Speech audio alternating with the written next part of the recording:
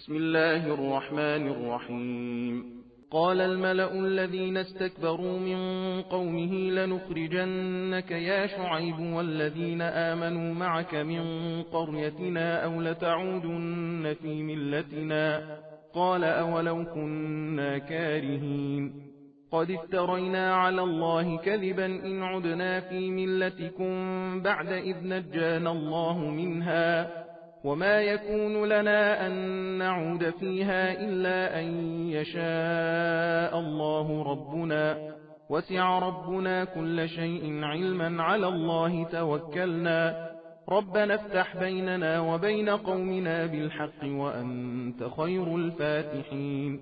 وقال الملأ الذين كفروا من قومه لئن اتبعتم شعيبا إنكم إذا لخاسرون. فأخذتهم الرجفة فأصبحوا في دارهم جاثمين.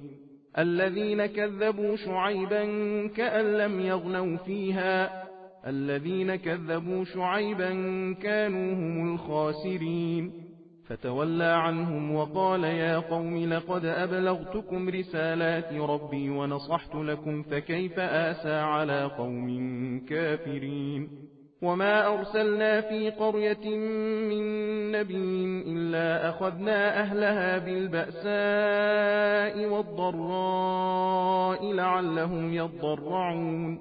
ثم بدلنا مكان السيئة الحسنة حتى عفوا وقالوا قد مس آباءنا الضراء والسراء فأخذناهم بغتة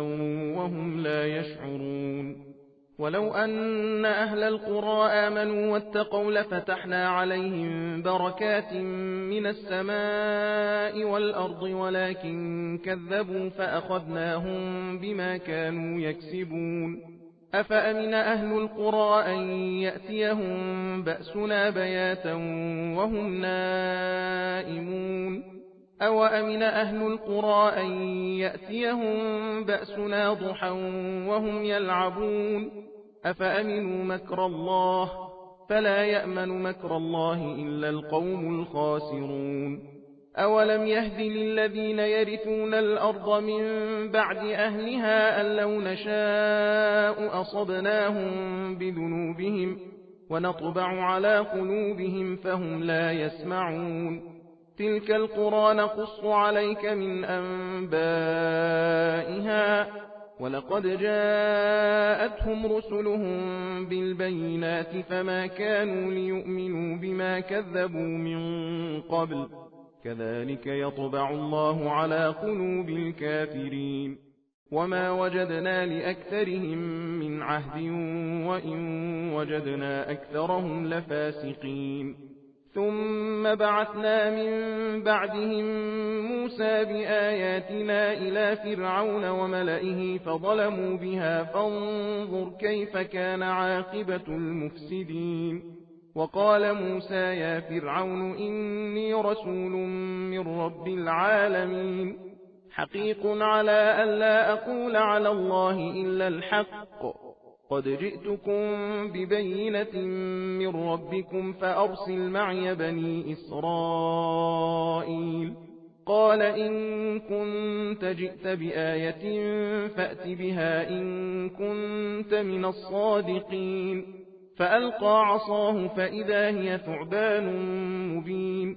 ونزع يده فإذا هي بيضاء للناظرين. قال الملأ من قوم فرعون إن هذا لساحر عليم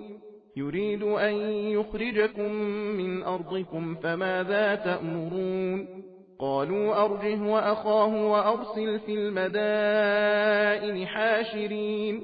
يأتوك بكل ساحر عليم. وجاء السحرة فرعون قالوا إن لنا لأجرا إن كنا نحن الغالبين.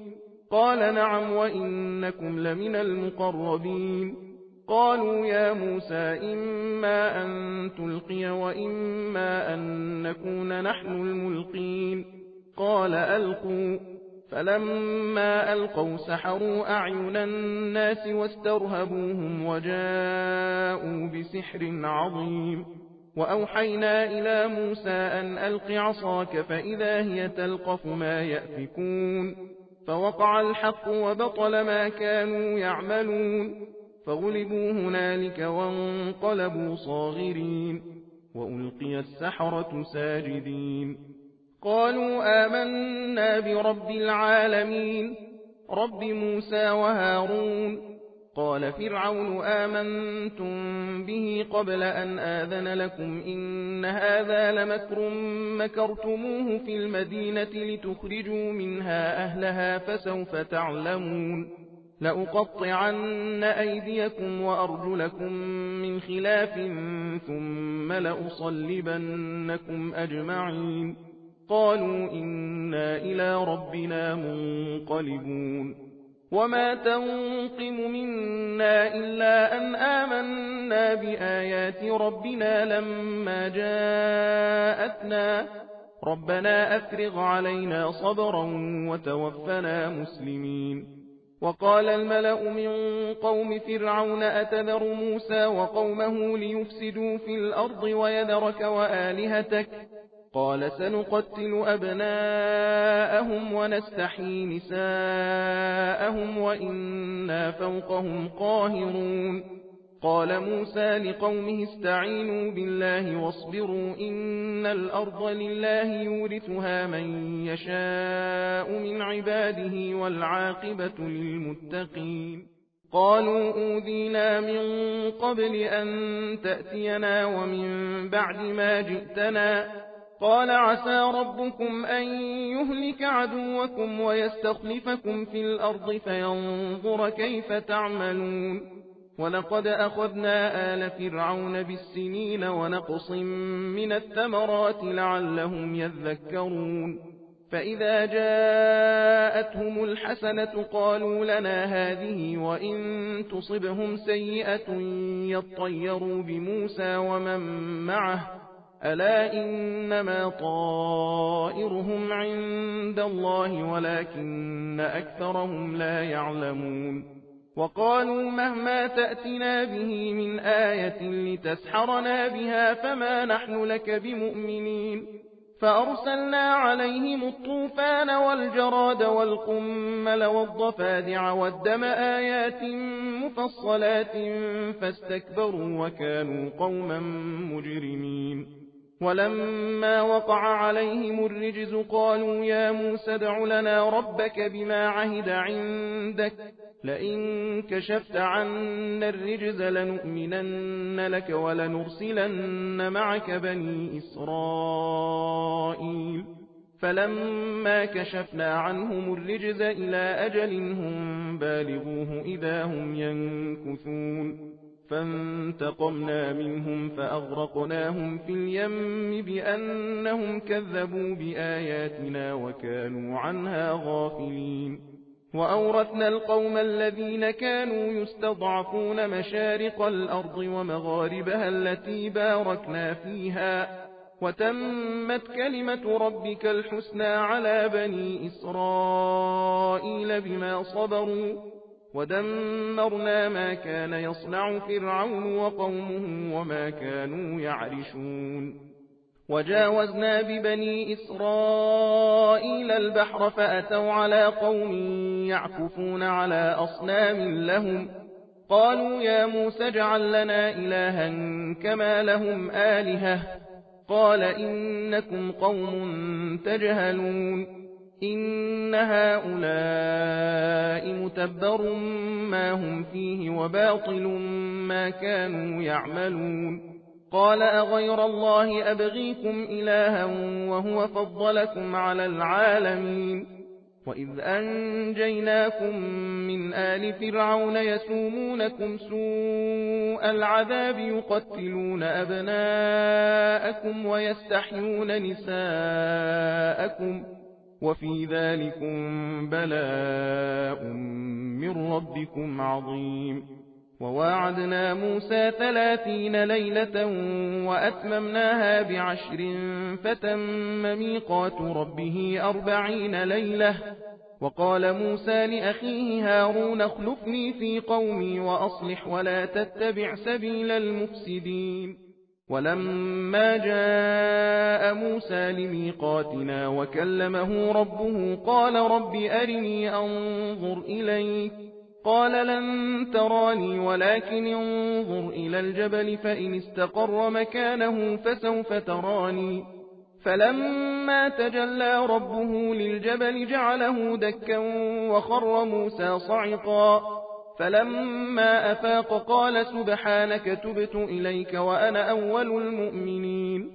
قال يا موسى إني اصطفيتك على الناس برسالاتي وبكلامي فخذ ما آتيتك وكن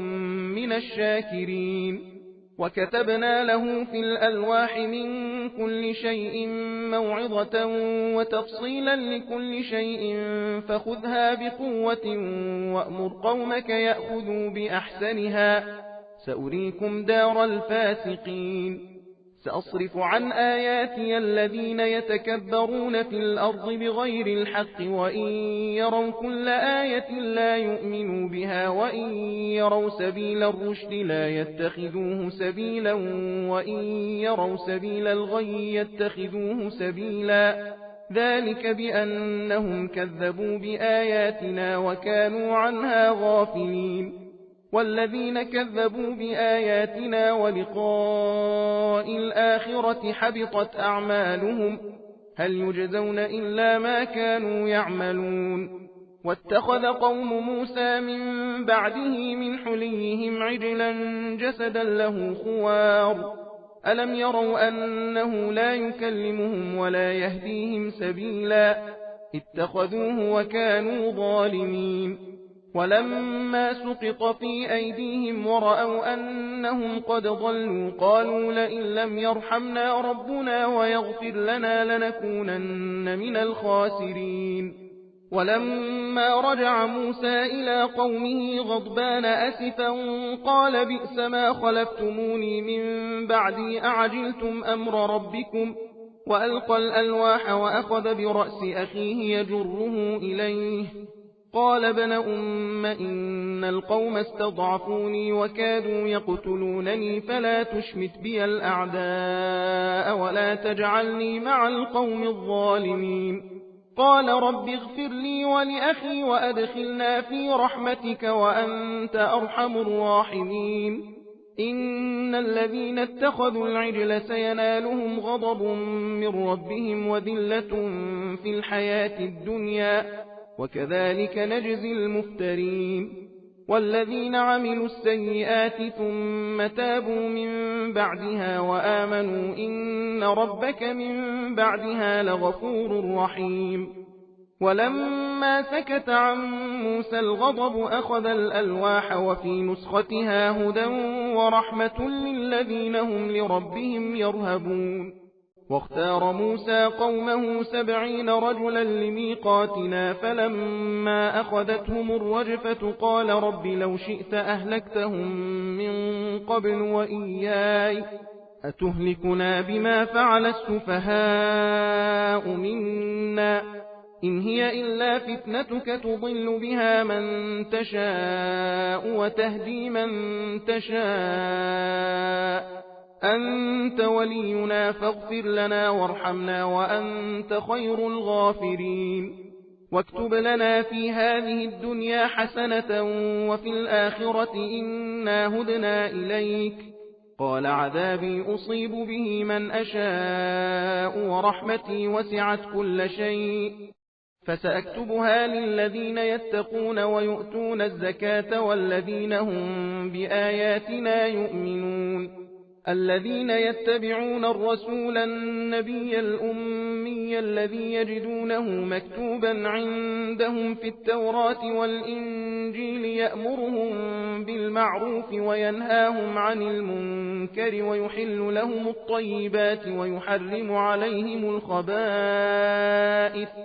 ويحل لهم الطيبات ويحرم عليهم الخبائث ويضع عنهم إصرهم والأغلال التي كانت عليهم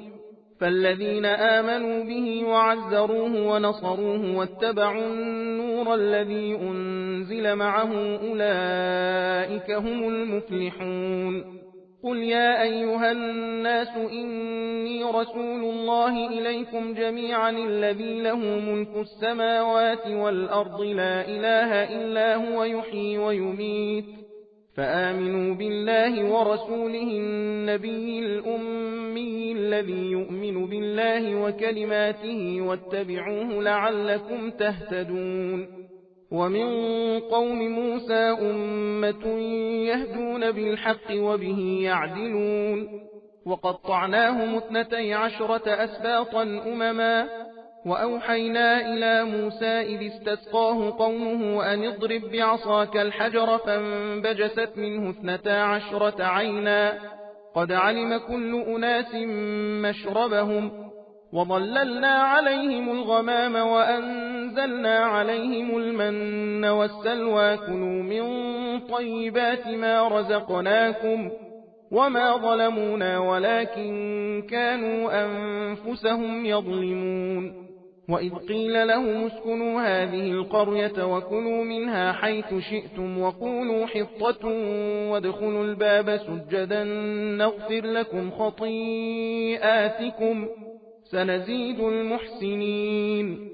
فبدل الذين ظلموا منهم قولا غير الذي قيل لهم فأرسلنا عليهم رجزا من السماء بما كانوا يظلمون واسألهم عن القرية التي كانت حاضرة البحر إذ يعدون في السبت إذ تأتيهم حيتانهم يوم سبتهم شرعا ويوم لا يسبتون لا تأتيهم كذلك نبلوهم بما كانوا يفسقون وإذ قالت أمة منهم لم تعظون قوما الله مهلكهم أو معذبهم عذابا شديدا قالوا معذرة إلى ربكم ولعلهم يتقون فلما نسوا ما ذكروا به أنجينا الذين ينهون عن السوء وأخذنا الذين ظلموا بعذاب بئيس بما كانوا يفسقون فلما عتوا عما نهوا عنه قلنا لهم كونوا قردة خاسئين وإذ تأذن ربك ليبعثن عليهم إلى يوم القيامة من يسومهم سوء العذاب إن ربك لسريع العقاب وإنه لغفور رحيم وقطعناهم في الأرض أمما منهم الصالحون ومنهم دون ذلك وبلوناهم بالحسنات والسيئات لعلهم يرجعون فخلف من بعدهم خلف ورثوا الكتاب يأخذون عرض هذا الأدنى ويقولون سيغفر لنا وإن يأتهم عرض مثله يأخذوه ألم يؤخذ عليهم ميثاق الكتاب ألا يقولوا على الله إلا الحق ودرسوا ما فيه والدار الآخرة خير للذين يتقون أفلا تعقلون والذين يمسكون بالكتاب وأقاموا الصلاة إنا لا نضيع أجر المصلحين وإذ نتقنا الجبل فوقهم كأنه ظلة وظنوا أنه واقع بهم خذوا ما آتيناكم بقوة واذكروا ما فيه لعلكم تتقون وإذ أخذ ربك من بني آدم من ظهورهم ذريتهم وأشهدهم على أنفسهم ألست بربكم قالوا بلى شهدنا أن تقولوا يوم القيامة إنا كنا عن هذا غافلين أو تقولوا إنما أشرك آباؤنا من قبل وكنا ذرية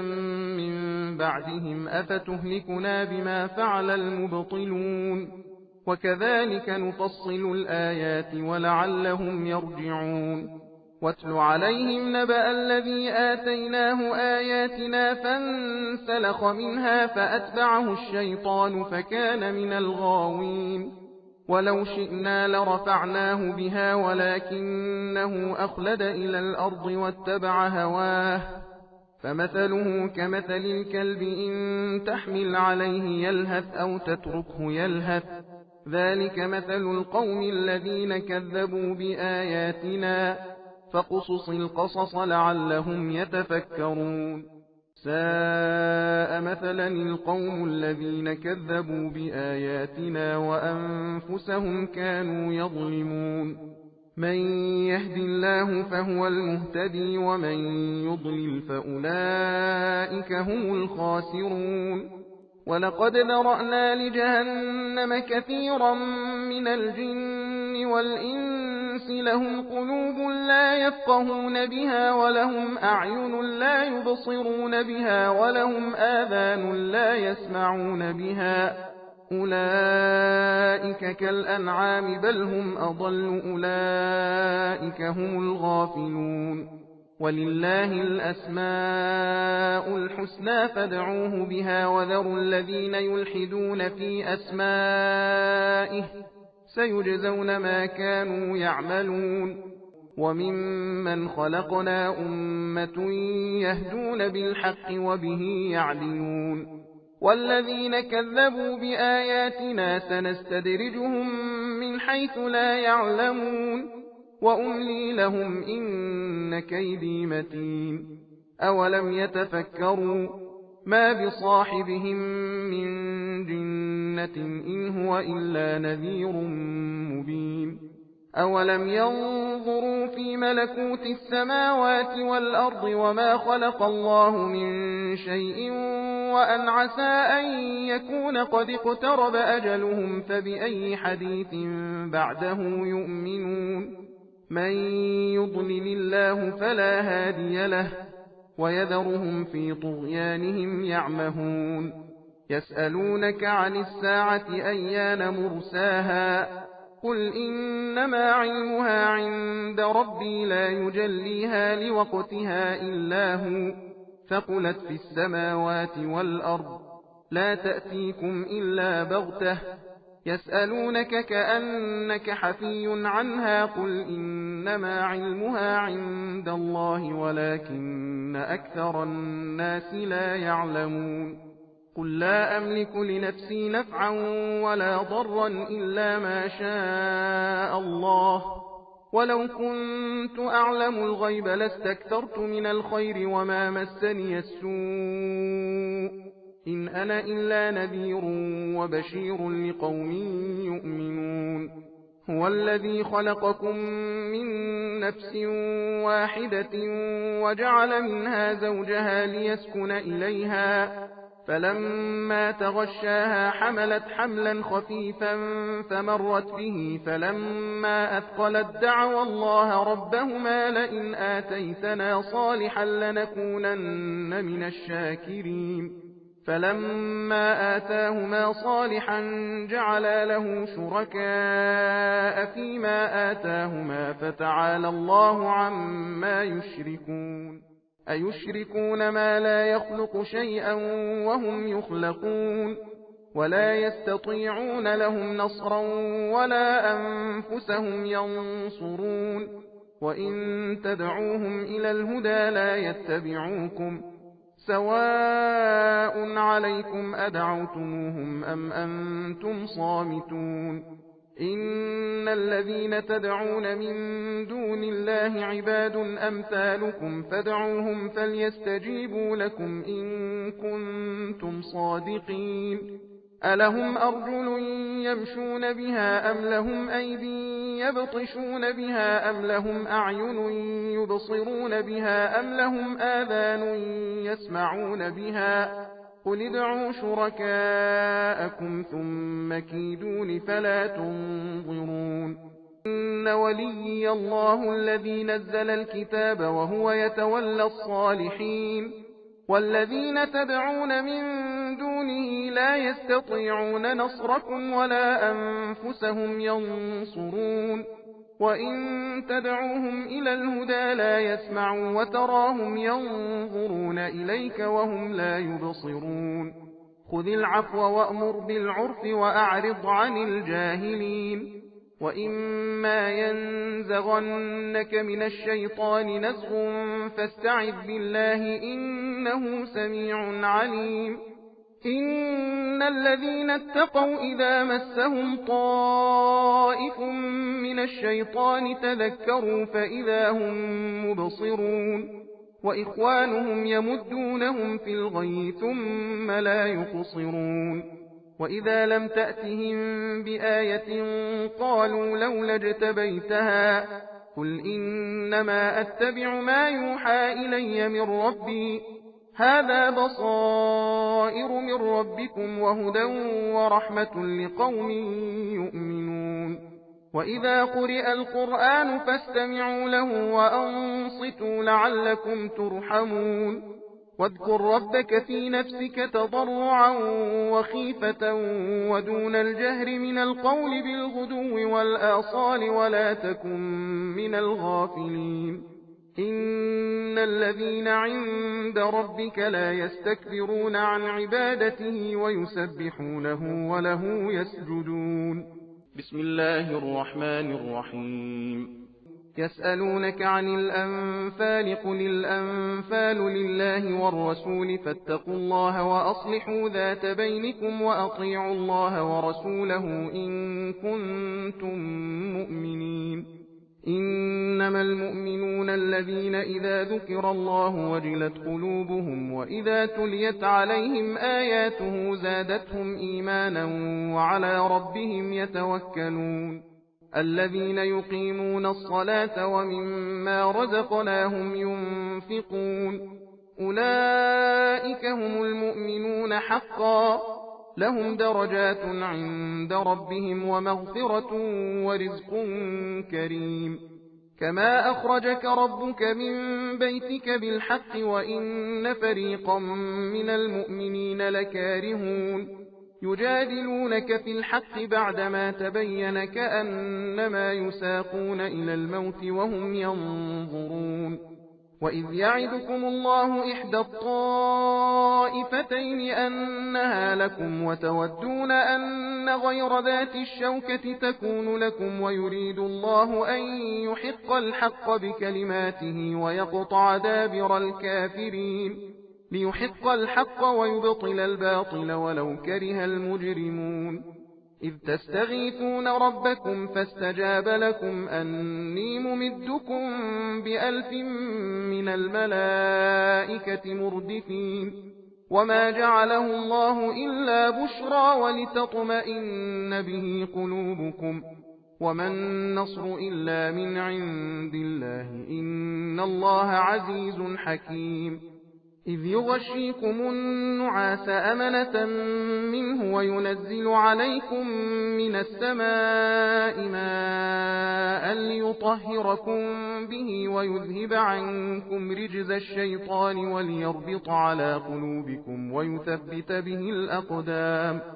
إذ يوحي ربك إلى الملائكة أني معكم فثبتوا الذين آمنوا سألقي في قلوب الذين كفروا الرعب فاضربوا فوق الأعناق واضربوا منهم كل بنان ذلك بأنهم شاقوا الله ورسوله ومن يشاقق الله ورسوله فإن الله شديد العقاب ذلكم فذوقوه وأن للكافرين عذاب النار يا أيها الذين آمنوا إذا لقيتم الذين كفروا زحفا فلا تولوهم الأدبار ومن يولهم يومئذ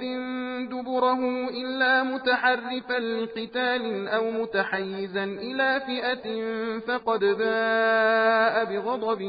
من الله ومأواه جهنم وبئس المصير